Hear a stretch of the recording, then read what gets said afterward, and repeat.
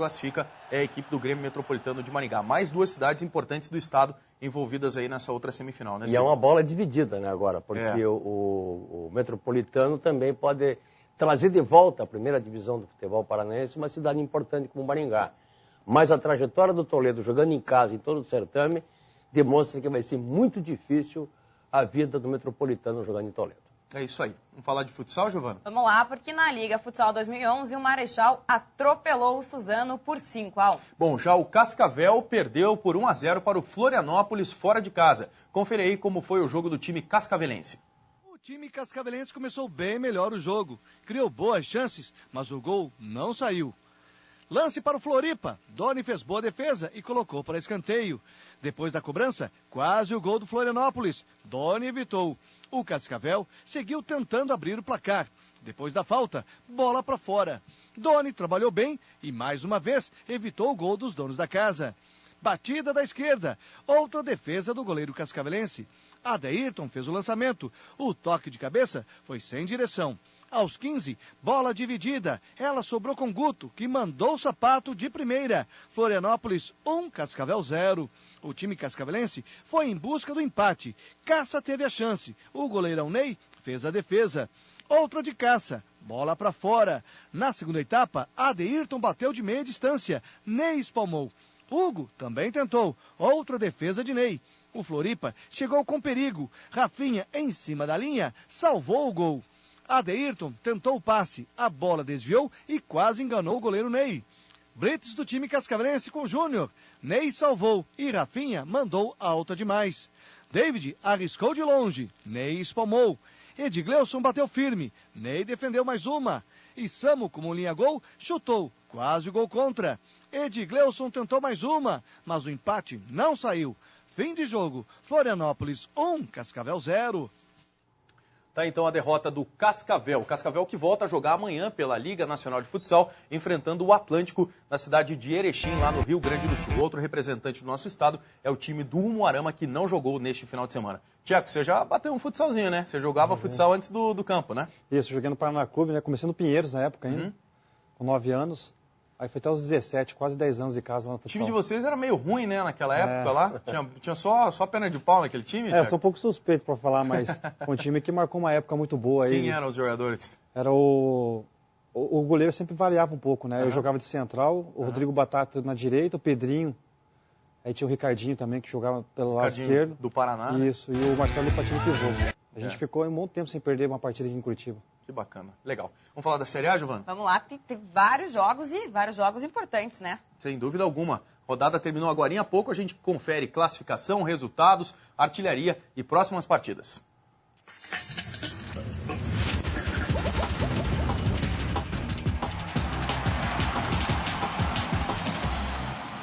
Bom, para você aqui então nas telas, vamos lá conferindo os resultados dessa rodada. Ontem, São Paulo 2, Atlético Paranaense também 2, Atlético Goianiense 2, Santos 0, Cruzeiro 5, Avaí 0 e o Botafogo ganhou de virada do América de Minas 4-2. Hoje tivemos Corinthians 2, Ceará também 2, Vasco 1, Palmeiras 0, Figueirense e Flamengo 2-2, os dois líderes empataram no mesmo placar, Coritiba 3, Atlético Mineiro 0 e os jogos terminaram agora, Grêmio 2, Fluminense 1, Bahia Internacional 1-1.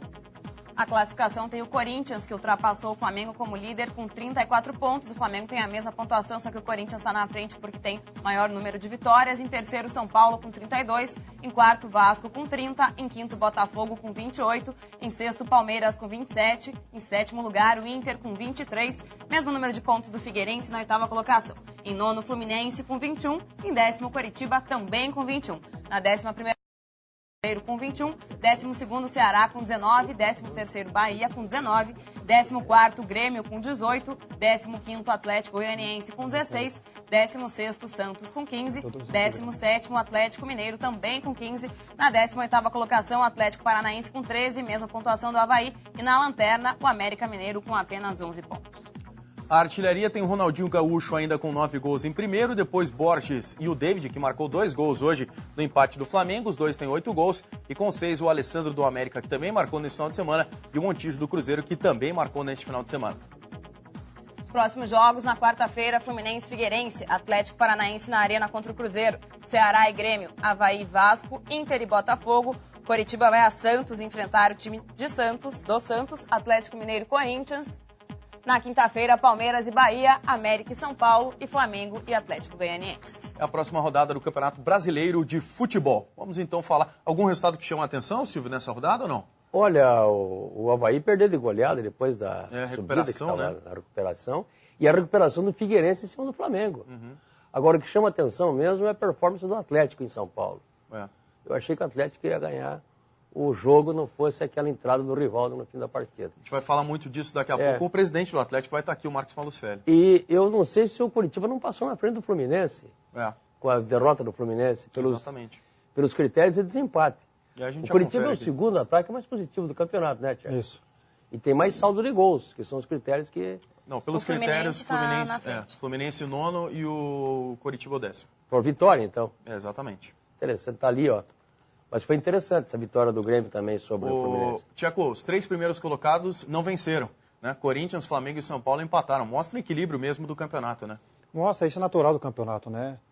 Mesmo sendo líderes e com o elenco que eles têm, a gente sabe que haverá tropeços, haverá as dificuldades de todas as equipes. Isso é inevitável, né? A próxima rodada que nós vamos ter fora agora vai ser contra um Santos, um time que foi sem campeão da Libertadores, mas está uma subpressão muito grande agora também. Perdeu fora de casa. Perdeu fora de casa. É o primeiro fora da zona de rebaixamento. E a gente vai ter que enfrentar de igual para igual, do jeito que a gente tem jogando, se a gente pensa realmente em atingir um objetivo maior que a Libertadores. A gente vê que os adversários mais próximos de nós na tabela vão se enfrentar, que é o Figueirense e o Fluminense. O Inter também vai ter um jogo muito complicado, que está próximo de nós. E se a gente conseguir uma boa vitória, a gente pode dar um bom salto. Vocês pensam em Libertadores? Esse é o foco nesse momento? Pensamos, porque a forma que a equipe vem jogando, vem atuando dentro de casa, que vem dando nosso respaldo nesse campeonato. E fora também, apesar dos resultados não virem, a gente tem essa credibilidade para a gente pensar nisso, né? Forte fora de casa, um pouquinho mais de coragem, talvez, por parte dos jogadores, a gente possa realmente conseguir uns pontos que nos levam lá para cima. Bom, vamos então para os... Desculpa, Silvinho. Essa história de não ganhar fora de casa, quando vai jogar fora, pesa no emocional, no psicológico? Não, pesar não pesa, mas chega a incomodar um pouco, né? Os jogadores já são muito carimbados para esse tipo de situação, Não, né? E teve a vitória também contra o América. Teve uma contra o América, mas chega uma situação que chega a ser chata, né? A gente vai para lá de novo, se não ganhar, vamos começar a falar de novo, aquela coisa. Mas assim, não é uma coisa que vem de pressão. Mas, o pessoal da imprensa, né, que incomoda muito. É natural, o torcedor também é natural, mas o pior de tudo realmente é os pontos que a gente deixa de ganhar e poderíamos hoje estar um pouquinho mais acima. Vamos então para os lances? Vamos dar uma olhadinha. Foram os melhores momentos. Vamos lá, vamos conferir os gols primeiro aqui. Curitiba fez 3 gols hoje no Atlético Mineiro, depois a gente já vai falando sobre o jogo. Pode rodar então aí, ó. Jogada que começou com o Tcheco, né? O lento Tcheco. O Tcheco que fez o cruzamento, o Rafinha tocou e o Bill completou pro gol. Finalmente o Bill impedida, né? Mas impedido. Estava impedido realmente depois do toque do Rafinha. Aí, ó, nesse toque aí, o Rafinha deixa o Bill lá, ó, sozinho, né? Na risca da pequena área para fazer o gol impedido. Depois, o Coritiba no segundo tempo tem o Rafinha, que também jogou muito hoje, hein? O Rafinha jogou muita bola, hein, Thiago? Sofreu o pênalti, né? Pênalti eu acho que indiscutível, esse Silvinho? Não tem nenhuma dúvida. Olha lá, os dois, né? O Toró coloca a perna dele, apoia e alavanca. Aí ele bate, o Giovani defende e o Rafinha ainda dá uma marra ali, né? Mas era a tarde do Rafinha também, né? Merecia fazer um gol, né? Já viu a viradinha? Olha para um lado. Ó, que beleza, hein? E aí vem o terceiro gol depois, ó, o Rafinha carregado ali. Você que tá carregando ele, Thiago? Pesado ele? Essa moral vai estar pesado ali, né? Tá pesado? É. E aí o Leonardo, né? Mais um pênalti, o Leonardo sofreu. E também acho que indiscutível também, né, Silvio? É porque ele sofre a carga do braço em cima. Além de embaixo, ele sofre a carga do braço em cima. E aí o Leonardo bateu. Nessa o Leonardo bateu, foi pro outro canto. Sem talvez, né? Sem talvez. E aí 3-0 pro Coritiba. Tcheco, fala pra gente do jogo. Como é que você descreve essa vitória do Coritiba hoje 3-0? O placar mostra realmente o que foi a partida ou foi um jogo mais difícil? Poderia ter sido 1-0, um placar mais apertado assim? Acho que no primeiro tempo, nos primeiros 10, 15 minutos, pela noção do tempo que a gente teve ali, a gente teve um pouco de dificuldade para sentar o jogo e colocar um ritmo que a gente sempre impõe ali dentro de casa, né? Mas depois que a gente conseguiu sentar o jogo e dominar, realmente a gente começou a mostrar o futebol que a gente sempre mostra dentro de casa e tomamos conta do jogo. Quando surgiu o primeiro gol, ficou um pouco mais tranquilo para a gente trabalhar a bola. Mas esse é um detalhe que a gente tem que acertar, né?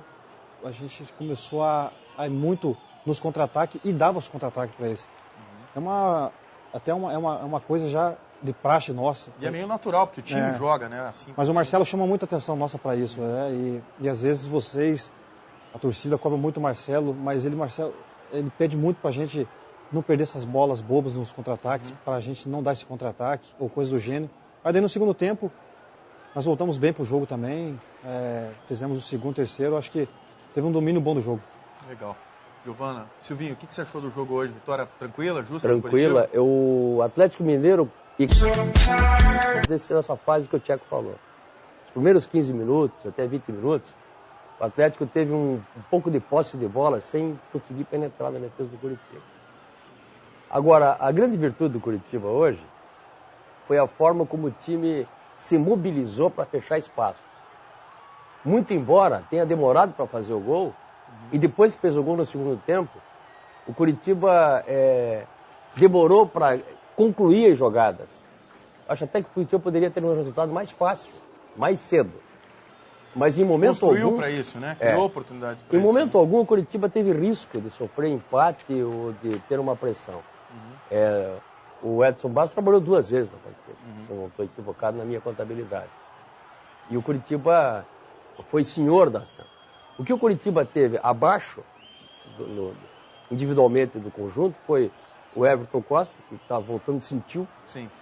E o menino que veio do Paraná, o Anderson Aquino, esse sumido no jogo. Ele não jogou bem. De tal sorte que quando o Anderson saiu e entrou o angolano, o Geraldo, não só o Curitiba incendiou pela sua individualidade, como ele ajudou a fechar o corredor, porque por ali o Cuca pôs o Neto Birola em cima do Lucas, para tentar, e abriu tudo.